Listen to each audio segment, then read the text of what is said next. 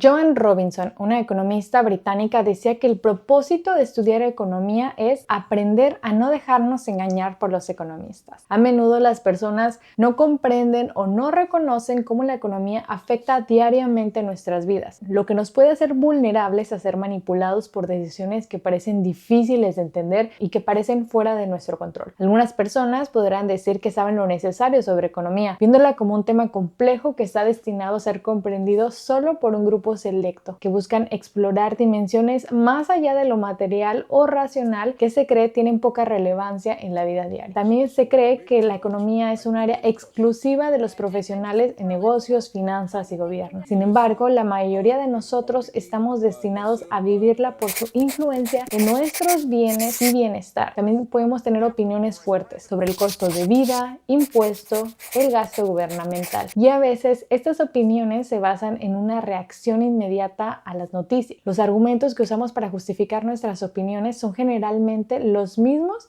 que el de los economistas, por lo que conocer mejor sus teorías pueden ayudarnos a comprender los principios económicos que influyen en nuestras vidas. Una frase de John Kenneth Galbraith, economista estadounidense-canadiense, dice: en economía, la esperanza y la fe coexisten, con una gran aspiración científica y también un profundo deseo de respeto. Lo que quiere decir es que aunque la economía se presenta como una ciencia exacta, con modelos y teorías basadas en datos y análisis, también involucra elementos de esperanza, fe e incertidumbre. La esperanza y la fe aquí se refieren a las expectativas y creencias que las personas, incluidos los economistas, tienen sobre cómo funciona el mundo económico. Además, Galbraith mencionaba la gran aspiración científica, sugiriendo que la economía, al igual que otras ciencias, busca ser respetada y tomada en serio. Pero a menudo se enfrenta a limitaciones, a lo que personalmente creo yo más interesante, a la incertidumbre de los factores humanos y sociales que intervienen. La economía en las noticias.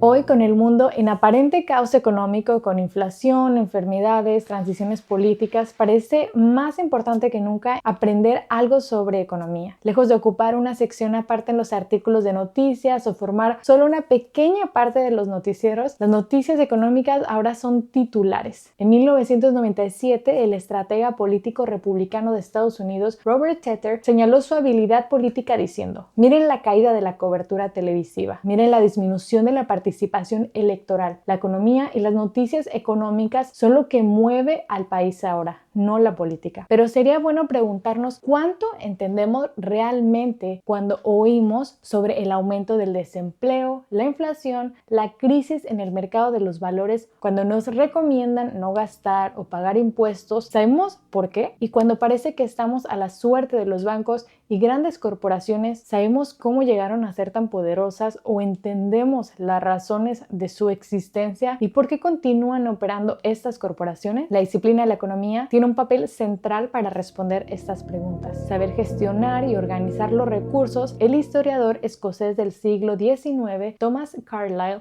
describió la economía como la ciencia lúgubre, que es aburrida, desolada y de hecho bastante miserable y angustiante. Otro concepto erróneo común es que todo se trata de dinero, y aunque esto tiene algo de cierto, no es en absoluto la imagen completa. Entonces, ¿de qué trata la economía? La palabra proviene del griego oikonomía, que significa gestión del hogar, y ha llegado a significar el estudio de cómo gestionamos nuestros recursos y más específicamente la producción e intercambio de bienes y servicios. Claro que la producción de bienes y servicios es tan antigua como la civilización, pero el estudio de cómo funciona este proceso en la práctica es relativamente nuevo. Evolucionó lentamente, pero el primer economista verdadero en estudiar la materia como tal y comenzar a referirse a ella como ciencia económica fue Adam Smith. Eso luego se popularizó a lo que ahora conocemos como economía. ¿Es la economía una ciencia? Los economistas del siglo XIX ciertamente pensaban que sí, y aunque Carlyle la consideró lúgubre, él la valoró con el título de ciencia. Gran parte de la economía se modeló en matemáticas matemáticas e incluso en física. Los economistas trataban de entender cómo funciona la economía. Igual que los científicos descubren las reglas que hacen el universo siga su curso. Sin embargo, a diferencia de la naturaleza, las economías son creadas por el hombre y dependen del comportamiento racional o irracional de los humanos, que actúan dentro de ello, por lo que la economía como ciencia tiene más en común con las soft science, también conocidas como ciencias sociales o humanas, como son la psicología, sociología y política. Los economistas, además de poder describir y explicar cómo funcionan las economías, pueden sugerir cómo deben ser construidas o mejoradas. Esto es positivo porque pueden influir en políticas que beneficien al bienestar social y al crecimiento sostenible, solucionando problemas económicos y adaptándose a nuevos desafíos. Sin embargo, también tiene su lado negativo, ya que las propuestas de los economistas no siempre son perfectas. Pueden estar influenciadas por intereses o ideologías, y si no se aplican correctamente, podrían generar problemas o desigualdad. Volviendo a la economía, esta fue quizás mejor definida por el economista británico Lionel Robbins. En 1932, en su ensayo sobre la naturaleza y el significado de la ciencia económica, la describió como la ciencia que estudia el comportamiento humano como una relación entre fines y medios escasos que tienen usos alternativos. Esta definición sigue siendo la más popular el día de hoy. La primera economía. La economía moderna surgió como una disciplina distinta, especialmente con la publicación en 1776 de La riqueza de las naciones o The Wealth of Nations, escrita por el gran pensador escocés Adam Smith. Sin embargo, lo que impulsó el interés fue las consecuencias que afectaban a la nación. Así que no fueron los escritos de los economistas, sino los enormes cambios en la economía misma con la llegada de la revolución industrial. Pensadores anteriores habían comentado sobre la gestión de bienes y servicios dentro de las sociedades. Analizaban estas dificultades como problemas de filosofía, ética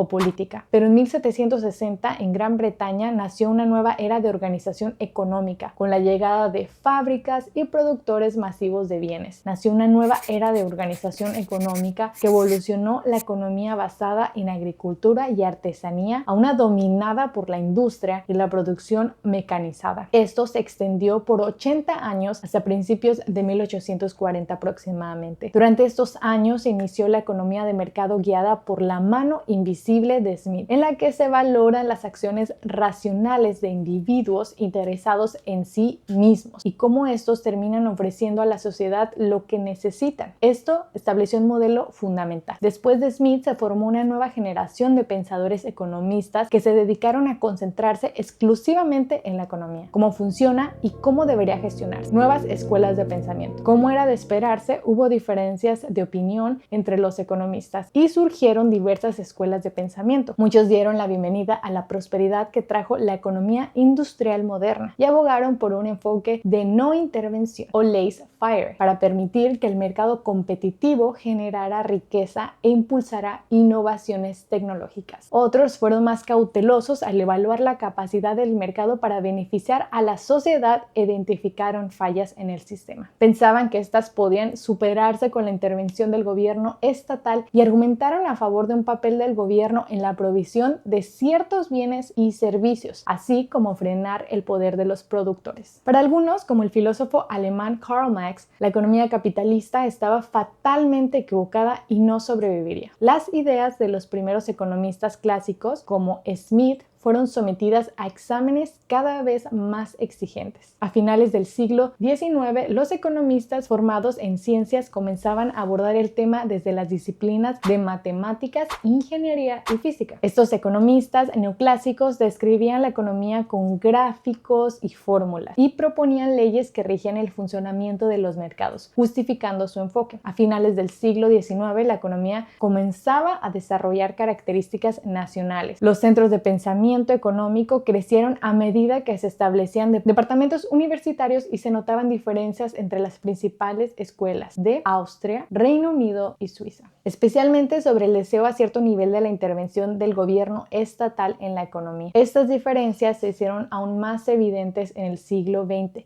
de 1900 al 2000, cuando las revoluciones en Rusia y China trajeron casi un tercio del mundo bajo régimen comunista, con economías planificadas por sí solos, es decir, sin regulaciones o intervención externa, podían ser confiables para proporcionar prosperidad o tener crecimiento económico. Mientras Europa continental y el Reino Unido debatían sobre el grado de intervención del gobierno. La verdadera batalla de ideas tomó forma en Estados Unidos durante la Gran Depresión, tras el colapso de Wall Street en 1929. En la segunda mitad del siglo XX, el centro del pensamiento económico se trasladó de Europa a Estados Unidos, que se había convertido en la superpotencia económica dominante y adoptaba cada vez más políticas en laissez-faire o conocida como sin intervención. Tras el colapso de la Unión Soviética en 1991, parecía que la economía de mercado libre era de hecho el camino hacia el éxito económico, tal como había predicho Smith. No todos están de acuerdo, aunque la mayoría de los economistas